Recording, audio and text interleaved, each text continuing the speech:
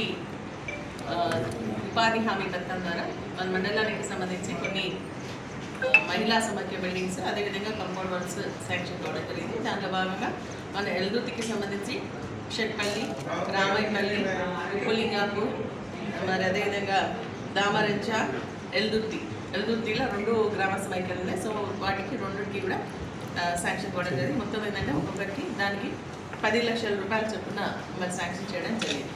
అంతేకాకుండా మన స్కూల్స్కి సంబంధించి కాంపౌండ్ వాల్స్ గతంలో కేసీఆర్ గారి నాయకత్వంలో స్కూళ్ళన్నీ కూడా అభివృద్ధి పదంలో నడిచే విధంగా అన్ని సౌకర్యాలు కల్పించే విధంగా మన ఊరు మన బడి అనే కార్యక్రమం ద్వారా మంచి మంచి బిల్డింగ్స్ ఏర్పాటు చేయడం జరిగింది.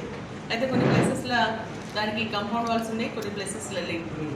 కొన్ని లాస్ట్ ఇయర్ ఉపాధి హామీ పథకం ద్వారా కొన్ని కాంపౌండ్ వాల్స్ రావడం జరిగింది. ఇప్పుడు కూడా కొన్ని కాంపౌండ్ వాల్స్ మరి శాంక్షన్ చేయడం జరిగింది. దానిలో భాగంగా మనకి శంషారెడ్డిపల్లి తాండ, బండమీదిపల్లి, అదేవిధంగా చెర్లపల్లి, మరి అదేవిధంగా మనకి కోట కింద అంటే మన ఎల్దుర్తికి సంబంధించి కోట కింద బండపోసన్పల్లి జిల్లా పరిషత్ హై స్కూల్కి వచ్చింది, మండల పరిషత్ హై స్కూల్ కూడా రావడం జరిగింది. అదేవిధంగా ఏదులపల్లి, ధర్మారం ఈ గ్రామాలకు సంబంధించి కాంపౌండ్ వాల్స్ కూడా రావడం జరిగింది. మళ్ళీ దాదాపు అన్ని గ్రామ పంచాయతీకి సంబంధించి ఇప్పుడు ఉపాధి హామీ పథకం ద్వారా కూడా సీసీ రోడ్లు కూడా శాంక్షన్ చేయించడం జరుగుతుంది. నేను గ్రామస్తులని సర్పంచులందరినీ కూడా కోరేది ఏంటంటే వచ్చినటువంటి ఈ నిధులను సద్వినియోగపరచుకోవాలా. ఎందుకంటే ఇది మన రాష్ట్రానికి సంబంధించినటువంటి నిధులు కావు.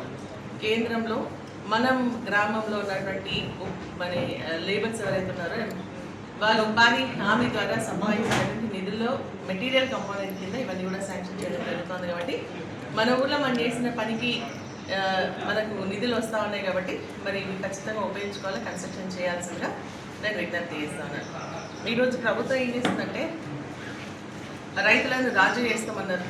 రైతులకు సంబంధించి మరి ప్రతి ఎకరాకు 15,000 రూపాయలు ఇస్తామన్నారు. రైతు కూలీలకు కౌలు రైతులకు 12,000 రూపాయలు ఇస్తామన్నారు.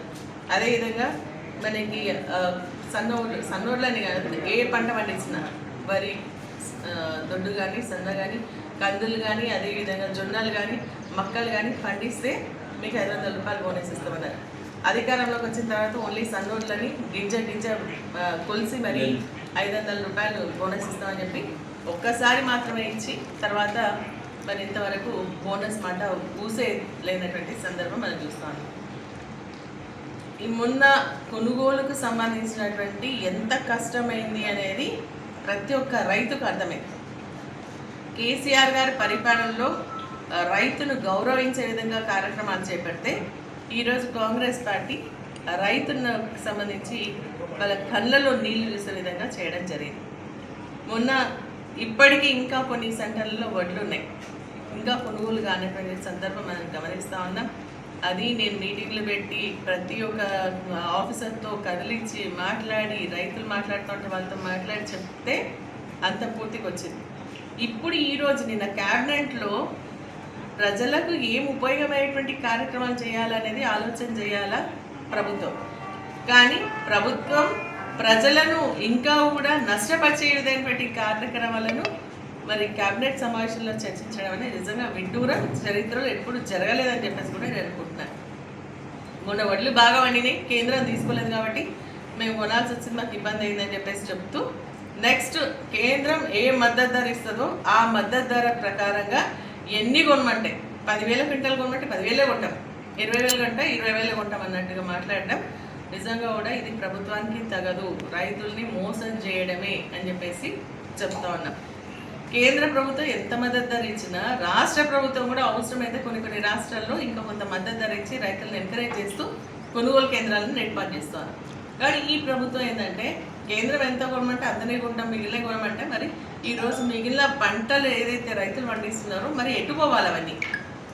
ప్రభుత్వాన్ని కొనుగోలు చేస్తుందని కొనుగోలు కేంద్రాలను ఏర్పాటు చేసుకొని రైతులకు ఒక వేదిక మనము కేసీఆర్ గారు ఏర్పాటు చేస్తే ఈరోజు మీ చాతగాడితనం వల్ల ముందు ప్రణాళిక లేకపోవడం వల్ల రైతులను ఎందుకు నష్టపరుస్తూ ఉన్నారని చెప్పేసి నేను ప్రశ్నిస్తా ఉన్నా.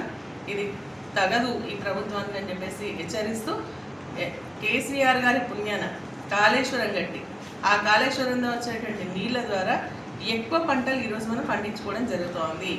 పండించినటువంటి ప్రతి గింజ మేము కొంటాం, మద్దతు ధర ఇస్తాం, బోనస్ ఇస్తాం, 15,000 ఎకరాకు మనము రైతు భరోసా ఇస్తామని చెప్పినటువంటి మీరు ఈ రోజు ఏంటంటే రైతు బీమా ప్రీమియం కూడా కట్టలేని పరిస్థితిలో ఉన్నారు. రైతులు చనిపోతే వాళ్ళ కుటుంబాలని రోడ్డు మీద పడొద్దు అనే ఆలోచనతో కేసీఆర్ గారు రైతు బీమా ఏర్పాటు చేస్తే మరి ఒక్కొక్క కుటుంబానికి 5 లక్షల రూపాయలు వాళ్ళ దినవరలు అయ్యే లోపల వస్తే ఈ ప్రభుత్వం వచ్చిన తర్వాత మొన్న జనవరి నుంచి ఇంతవరకు దాదాపు 441 కోట్ల రూపాయలకు సంబంధించిన రైతు బీమా ప్రీమియం కట్టలే. దానివల్ల మరి రైతులు చనిపోయిన కుటుంబాలకు ఇంతవరకు రైతు బీమా పైసలు ఇన్సూరెన్స్ పైసలు కూడా రావట్లేదు అని చెప్పేసి నేను తెలియజేస్తాను. సీజన్ స్టార్ట్ అయింది, మరి డిఏపి లేదు, 2020 లేదు, యూరియా లేదు, విత్తనాలు లేవు. ప్రభుత్వం ఈ సీజన్ అయిపోతుండే వెంటనే పెట్టుబడి సహాయం కింద మరి 15,000 వేస్తామని వేయాల్సి ఉండే. కేసీఆర్ గారు ఇట్లా పంట అయిపోకముందే మరి వేస్తుండే. ఇప్పుడు రైతు భరోసా వేయలేదు. మరి అదేవిధంగా విత్తనాలు అందుబాటులో లేవు. విచిత్రం ఏంటంటే ఈరోజు రైతులు పండించుకుందామంటే విత్తనాలు కూడా అందుబాటులో లేవు. విత్తనాలు వేసుకోవాలా మనము, దానికి అలుకుడు మంది ఏదైతే ఉందో అది కూడా లేవు. ఇప్పుడు ఈ పొలం మళ్ళీ ఫర్టిలిటీ సాధించడానికి జనుము ఇంకా జీలుగా విత్తనాలు ఉంటాయి, అది కూడా షార్టేజే. అంటే ఎక్కడికి వెళ్ళి ఈ ప్రభుత్వం ఏంటంటే రైతులు పంటలు పండించకుండా చూడాలని ఒక దురుద్దేశంతో ఇవన్నీ చేస్తుంది. యూరియా షాప్లలో దొరకడమే పెద్ద కష్టం రైతులకు. అటువంటిది ఈరోజు యాప్ పెట్టడం జరిగింది. దీనివల్ల ఏంటంటే యూరియా వచ్చింది అని చెప్పేసి ఒక సెంటర్ నుంచి మెసేజ్ వస్తే ఓవరాల్గా చూసుకుంటున్నారు.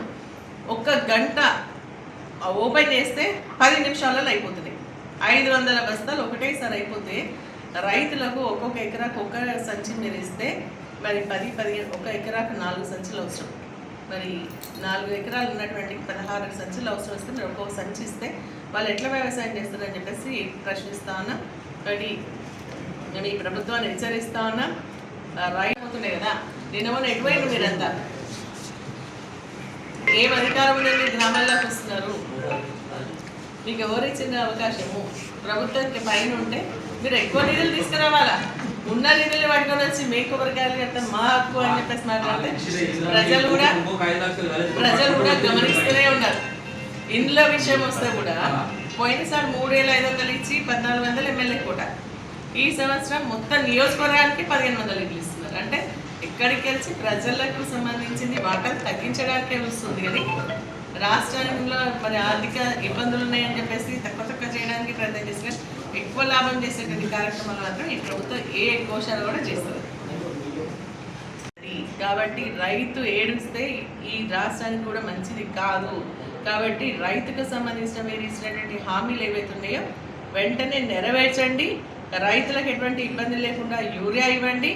యూరియా ఏంటంటే యాప్లలో కాకుండా షాపులలో అమ్మండి.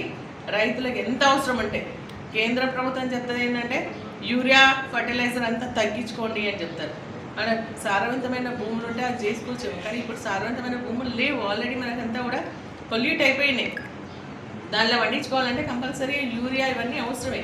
కాబట్టి యూరియా సప్లై చేయడం చేతగాక ఈరోజు రైతులకు సంబంధించి మీరు తక్కువ వేసుకోండి యూరియా తక్కువ వేయండి అని చెప్పేసి మాట్లాడుతూ ఉంది తప్ప గతం నుంచి కూడా వస్తుంది కదా ఇది.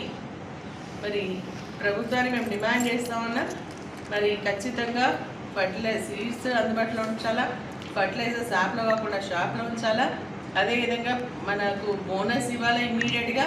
మళ్ళీ అదేవిధంగా పంటకు సంబంధించినటువంటి అన్ని ఏర్పాటు రైతు బంద్ చేయాలి. మరి అదేవిధంగా పండించినటువంటి దానిని కొనుక్కోవాలి. ఇంతనే కొంటామని చెప్పేసి గీత గీసుకొని కూర్చుంటే చెల్లదు అని చెప్పేసి కూడా ఈ సందర్భంగా హెచ్చరిస్తూ అన్ని విధాలుగా కార్యక్రమాలు చేయాలి. ఈరోజు నేను అడుగుతున్నాను, కాంగ్రెస్ పార్టీకి సంబంధించి అన్నీ మేమే చేస్తున్నాం అంటున్నారు. అన్నీ మేమే చేస్తున్నాం అని చెప్పేసి చెప్పేటువంటి మీరు ఉపాధి హామీ పథకం మీద ఈరోజు గ్రామాల్లో నిన్న వస్తున్నాయంటే ఆ గ్రామానికి సంబంధించిన వాళ్ళు కూలీలు కష్టపడితే వచ్చినటువంటి నిధులు రాష్ట్రం నుంచి ఏమేస్తున్నారు చెప్పండి. ఇప్పుడు మళ్ళీ జూలై 1 నుంచి బీజీ రామ్జీ అని చెప్పేసి ప్రభుత్వం ఉపాధి హామీ పథకం చేంజ్ చేసింది. రాష్ట్రానికి సంబంధించిన 60%, 40%, కేంద్రం 60% ఇవ్వాలట. మరి ఇవ్వండి ఫస్ట్, మీరు ఇస్తేనే మళ్ళీ వాళ్ళు రిలీజ్ చేస్తారంట.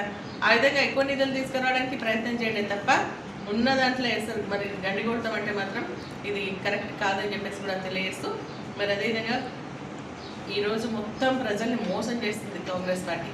అధికారంలోకి వస్తే 6 గ్యారెంటీలు ఇస్తామని చేస్తామని, మరి అదేవిధంగా మనకి 420 హామీలు నెరవేరుస్తామని చెప్పేసి డిక్లరేషన్ చేసింది. కానీ 6 హామీలు నెరవేర్చలేదు. 500 గ్యాస్ వస్తలేదు.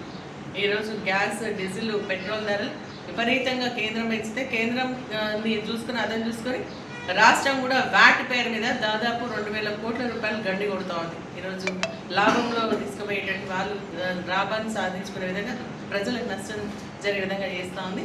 కాబట్టి ఇవన్నీ కూడా ఖచ్చితంగా నెరవేర్చాలి. మీరు ఇచ్చినటువంటి హామీలు నెరవేర్చే వరకు బీఆర్ఎస్ పార్టీ రైతు పక్షాన, మహిళల పక్షాన, మరి అదేవిధంగా నిరుద్యోగ యువత పక్షాన, ప్రతి ఒక్కరి పక్షాన మేము పోరాడుతూనే ఉంటామని చెప్పేసి కూడా ఈ సందర్భంగా తెలియజేస్తా ఉన్నాను.